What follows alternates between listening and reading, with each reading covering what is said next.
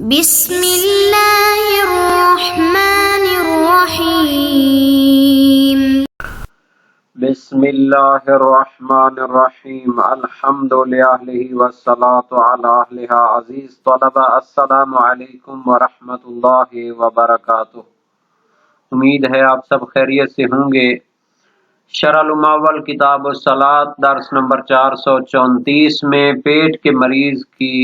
نماز کا حکم بیان کیا جائے گا۔ نماز کی قضاء کے احکام زیر بحث ہیں۔ پیٹ کے مریض کی نماز کا حکم ذکر ہوگا۔ مشہور فقہی نظریہ کا بیان ہوگا۔ متاخرین کی فقہی رائے کا بھی تذکرہ کیا جائے گا۔ متعلقہ فروعات اور مسائل بھی ذکر ہوں گے اور عبارت کی توضیح اور تشریح بھی کی جائے گی۔ ترتیب کے مطابق سب سے پہلے عبارت کو دیکھتے ہیں۔ فرمایا الثانیۃ المروی فی المبطون وهو من به داء البطن بالتحریک من ریح او غائط على وجه لا يمكنه منعه مقدار الصلاة الوضوء لكل صلاة والبناء على ما مضى منها اذا فاجأه الحدث في اثنائها بعد الوضوء واغتفار هذا الفعل وان كثر وعليه جماعة من المتقدمین۔ شہید اول فرماتے ہیں کہ دوسرا مسئلہ جو نماز قضاء کے احکام میں انہوں نے مسائل بیان کیے ہیں وہ مبتون کے بارے میں ہے۔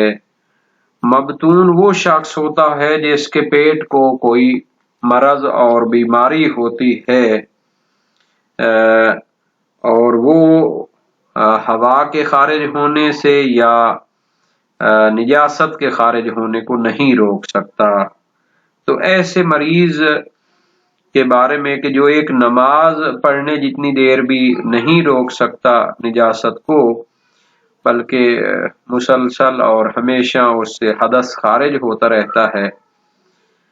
تو اس کے بارے میں مسئلہ یہ ہے کہ اگر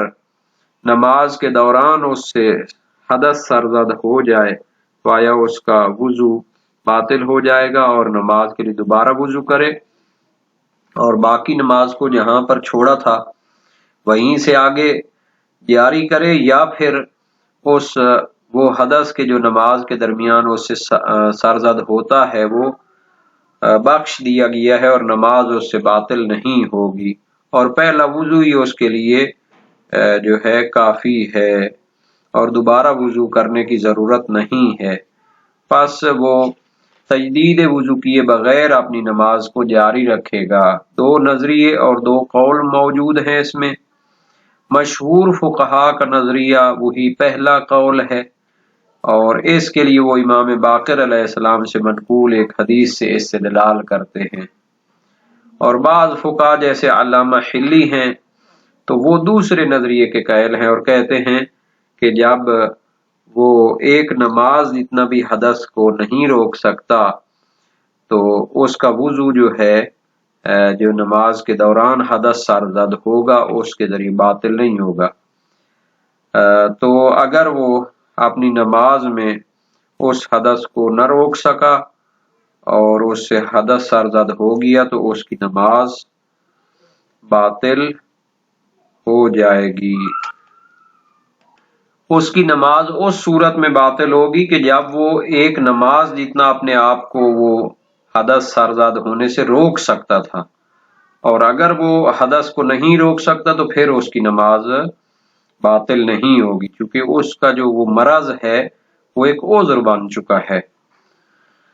تو اس عبارت کو دیکھتے ہیں۔ فرمایا دوسرا مسئلہ یہ ہے کہ المروی فی المبطون، مبطون یعنی جس کو پیٹ کی بیماری ہوتی ہے اس کے بارے میں روایت میں آیا ہے الوضوء لکل صلاۃ، کو ہر نماز کے لیے وضو کرے گا، والبناء علی ما مضی منها، اور بنا رکھے گا جو گزشتہ نماز اس کی پڑھی جا چکی ہے اس پر، اذا فاجأه الحدث فی اثنائها بعد الوضوء، جب اس نے وضو کے بعد نماز شروع کی اور نماز کے دوران حدث اس سے اچانک سرزد ہو گیا، چونکہ وہ اپنے آپ کو ایک نماز جتنا بھی نہیں روک سکتا، تو وہ کیا کرے گا؟ اس نماز کے لیے وضو کرے گا اور نماز کے اندر ہی وضو کر لے گا، اور باقی جو رہتی ہے نماز اس کو پھر آگے پڑھے گا۔ وَإِغْتِفَارُ هَذَا الْفِعْلِ وَإِنْ كَثُرَ، اور یہ جو فعل کثیر اس نے درمیان میں انجام دیا، یعنی نماز کو روک کر وضو کیا ہے اور پھر آگے نماز کو جاری کیا ہے، تو یہ فعل معاف کیا گیا ہے۔ وَإِنْ كَثُرَ، اگرچہ زیادہ ہی ہو، یعنی منہ بھی دھونا ہے، ہاتھوں کو بھی دھونا ہے، سر کا بھی مسح ہے، پاؤں کا بھی مسح ہے۔ وعلیہ جماعت من المتقدمین، یہ مشہور فقہائے شیعہ کا جو کہ متقدمین کی ایک جماعت ہے اس کا نظریہ ہے۔ باقی رہ گیا کہ مبتون کا معنی کیا ہے۔ شہید ثانی فرماتے ہیں وَهُوَ مَن بِهِ دَاءُ الْبَطَنِ، کہ جس کے پیٹ میں بیماری ہوتی ہے اور وہ قوت ماس کا اس کی کمزور ہوتی ہے، اور وہ ہوا کے خارج ہونے کو او غائط یا نجاست کے خارج ہونے کو نہیں روک سکتا۔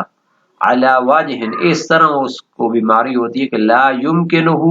منعہ مقدار الصلاۃ، کہ اس کے لیے ممکن نہیں ہے کہ ایک نماز جتنا بھی اپنے اس نجاست کو یا ہوا کے خارج ہونے کو روک سکے۔ تو مبتون جو ہے وہ شخص ہوتا ہے جس کے پیٹ کی بیماری ہوتی ہے، مسلسل اس سے ہوا یا نجاست خارج ہوتی رہتی ہے۔ آج کل اس کے لیے وہ پیمپر اس کو کراتے ہیں یا جو ہے، تو ظاہر ہے کہ پیمپر جب کیا ہو تو نجاست، چلو کپڑے تو نجس نہیں ہوں گے لیکن بہرحال نجاست کے ذریعے وضو تو ٹوٹ جائے گا۔ تو اس کے لیے پھر روایت میں آیا ہے کہ وہ ہر نماز کے لیے وضو کرے، اور نماز کے دوران بھی اگر حدث اس سے سرزد ہو جاتا ہے کہ تو نماز کے درمیان بھی وضو کر لے اور باقی نماز کو انجام دے۔ وَأَنْكَرَهُ بَعْضُ الْأَصْحَابِ الْمُتَأَخِّرِينَ وَحَكَمُوا بِاغْتِفَارِ مَا يَتَجَدَّدُ مِنَ الْحَدَثِ بَعْدَ الْوُضُوءِ سَوَاءٌ وَقَعَ فِي الصَّلَاةِ أَمْ قَبْلَهَا إِنْ لَمْ يَتَمَكَّنْ مِنْ حِفْظِ نَفْسِهِ مِقْدَارَ الصَّلَاةِ وَإِلَّا اسْتَأْنَفَهَا۔ اور بعض متاخرین جو علماء شیعہ ہیں، علامہ حلی علیہ الرحمہ، تو وہ اس مشہور نظریے کا انکار کرتے ہیں اور وہ حکم لگاتے ہیں اور فتویٰ دیتے ہیں کہ وضو کے بعد نماز کے اندر جو حدث سرزد ہو جائے گا تو وہ معاف ہے، کیونکہ فرض یہ ہے کہ وہ ایسا شخص ہے جو مریض ہے اور نماز جتنی دیر بھی اپنے اس حدث کو روک نہیں سکتا، تو پھر جب مریض ہو گیا تو یہ عذر بن گیا اور اس کے لیے پھر معافی ہے۔ سواء وقع فی الصلاۃ، چاہے وضو کرنے کے بعد یہ حدث سرزد ہو نماز کے اندر، ام قبلہا، یا وضو کرنے کے بعد نماز شروع کرنے سے پہلے اس کا وہ کیا ہے حدث سرزد ہو جائے۔ ان لم یتمکن من حفظ نفسہ مقدار الصلاۃ، اگر وہ ایسا مریض ہو اور ایسا مبتون ہو کہ وہ ایک نماز کی مقدار جتنا بھی اپنے آپ کو روک نہیں سکتا اور اس کی قدرت نہیں ہے کہ اس کی قوت ماسکہ اس کو روک سکے اس کے نجاست کے ظاہر ہونے کو۔ وَإِلَّا، اگر اس میں اتنی طاقت ہو اور وہ ایک نماز اتنا وہ کیا ہے اپنے آپ کو روک سکتا ہو، استأنفا، تو پھر اس کا حکم بھی علیحدہ ہے کہ اگر نماز کے دوران یا نماز سے پہلے حدث سرزد ہو جائے گا تو پھر وہ شروع سے نماز پڑھے گا، وضو بھی جدید کرے گا، اور اگر نماز کے دوران اس سے حدث سرزد ہوا تو پھر شروع سے نماز پڑھے گا جدید وضو کر کے۔ تو یہ دو نظریے ہیں ہمارے سامنے، ایک تو اس کے ساتھ ملتی جلتی بھی جو ہے نا جی اصطلاح ہے مبتون کے ساتھ، اس کا بھی حکم یہاں پر اشارہ کیا جائے گا۔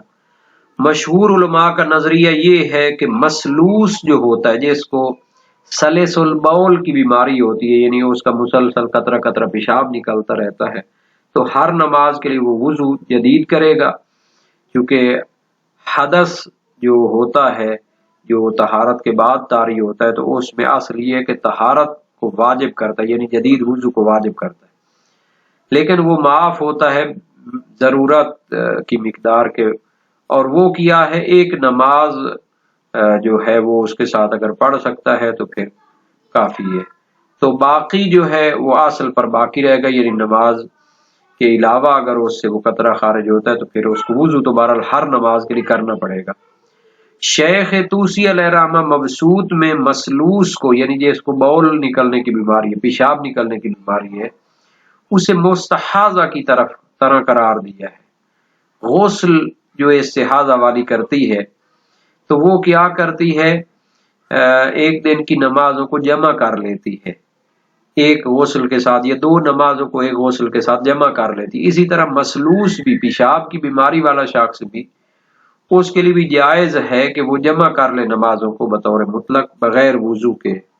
اور اس کی دلیل ان کے پاس موثق ہے۔ سماع بن مہران کوفی ہے،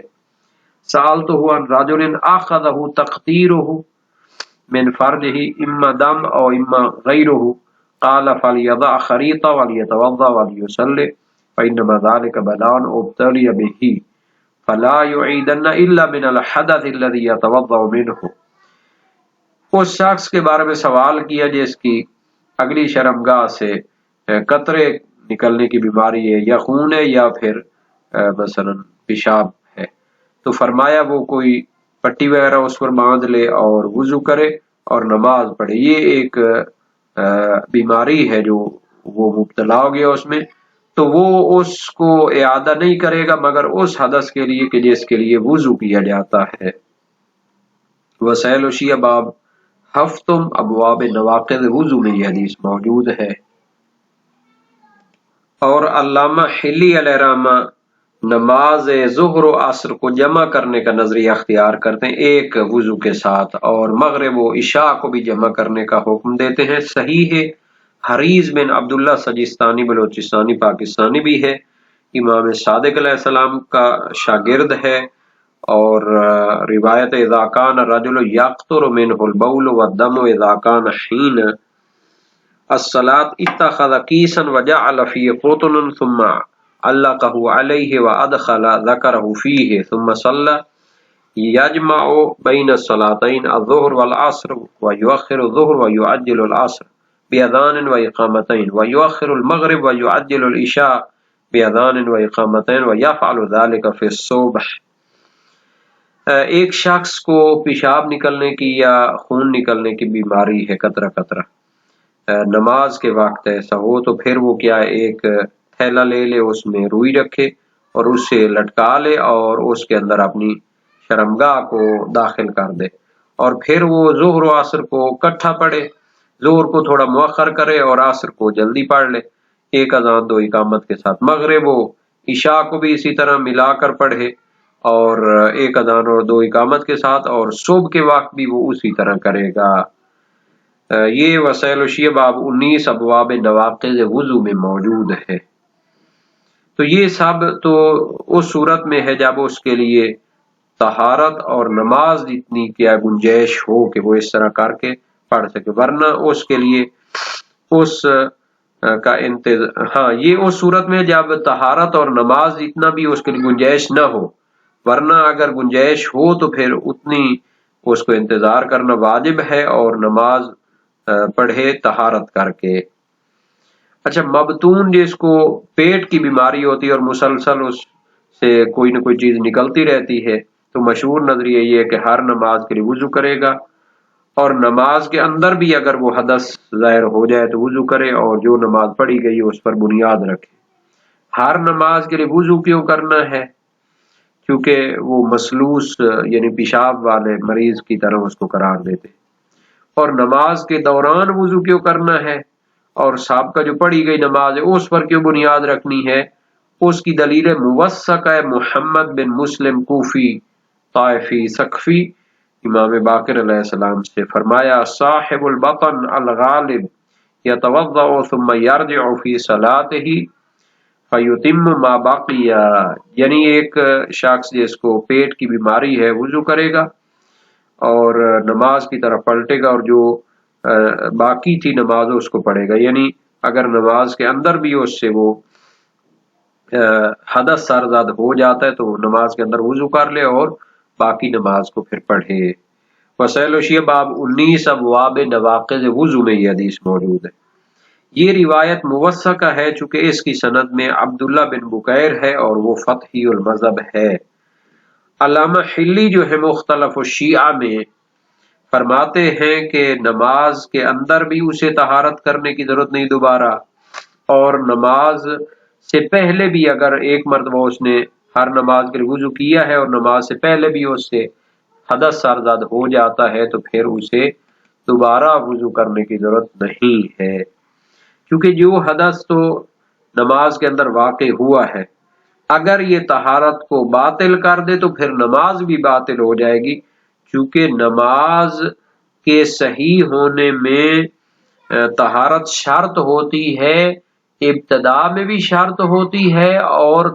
استمرار بھی شرط ہوتا ہے، یعنی اگر نماز کے دوران حدث سرزد ہو جائے تو پھر سابقہ پڑھی ہوئی نماز ختم ہو جاتی ہے، تو اگر تو یہ باطل کرے تو پھر پکا باطل کرے گی، اور اگر باطل نہ کرے تو پھر کیا ہے اسی سابقہ طہارت کو ہی کافی سمجھنا چاہیے۔ تو یہ بہرحال نظریات تھے، ان پہ روشنی ڈالی گئی ہے، اب ان کی دلیلوں پہ نقد و نظر بعد میں کیا جائے گا۔